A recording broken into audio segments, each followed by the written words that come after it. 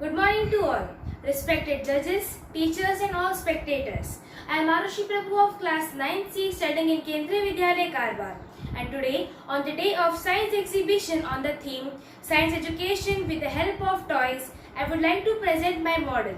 My model is based on the anatomy, the working and the transplantation of hand or arm of human beings using a constructed model of robotic arm. So the first thing on which I would like to put some light is that what is the composition of our hand and how does it work? The human hand is made up of a total of 27 individual bones, 8 carpal bones, 5 metacarpal bones and 14 finger bones, also called as phalange. They are connected by joints and ligaments, and there is yet another amazing thing to know. About 1/4 of our whole body's bones are found in our hands itself. But how do the hands actually move? The movement of the hand are mostly started by the muscles in the forearms. Only the two thin tendons of these muscles are found directly in the hand. The extensor tendons used for stretching the hand run through the back of the hand to the fingertips, and the flexor, that is the bending tendons, run through the palms of the fingers to the fingertips. But then how do the fingers individually move? Curious, right? When muscles contract, the tendons pull the bones, causing movement. So as you can see here, when the tendons are pulling the muscles, they are able to move. The fingers are able to move because the tendons are pulling the muscles. These are the long tendons which help in the movement of the fingers. But how do then the robotic arm is useful in surgical procedures? So let us talk about hand or arm transplantation. Hand or arm transplantation is a surgical procedure to transplant a hand from one human to another. The donor hand usually comes from a brain dead donor and is transplanted to a recipient who has lost one or both of his or her hands. After the surgery, the patients are encouraged to start moving the hands usually within 24 to 48 hours to reduce edema and stiffness.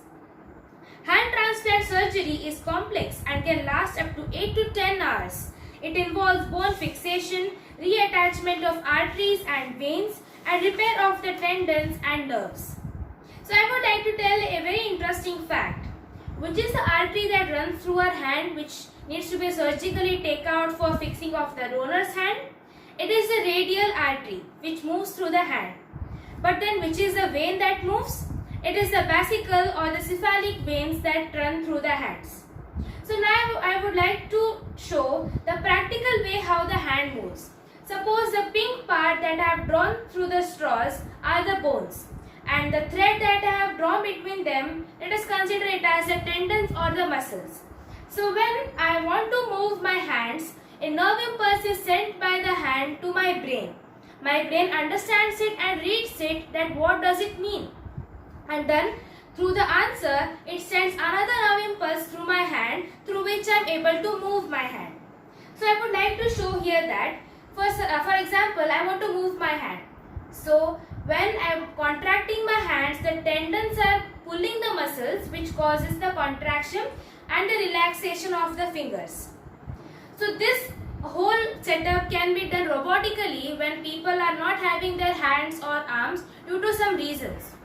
Here in this model, when we compare to the robotic arm, it is done with a very strong electric battery which sends the electric nerve impulses to the brains, and then thus it can sense or do the work as a normal human hand. So I would like to show that how it works.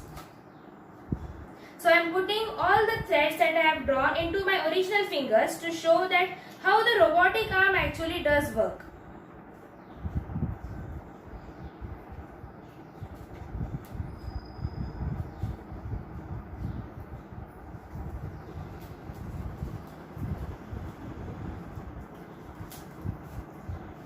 So as you can see that I have tied the two straps into my hand, and when I want to move my hands, as you can see, the tendons are pulling the bones as well as the muscles. So thus I am able to move my hand. The same similar structure is there behind our hands also.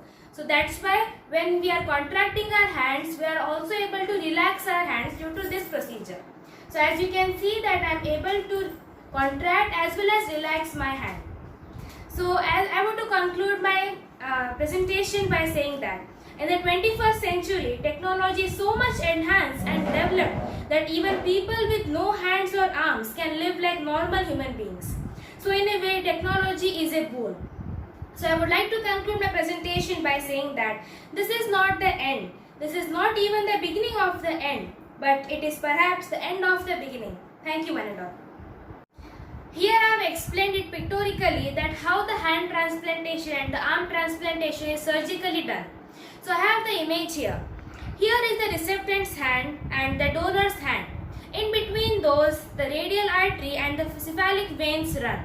The doctors first give the anesthesia to the area and they cut the radial artery and the cephalic veins there. Then the donor's hand is attached to the receptant's hand and then sewed surgically.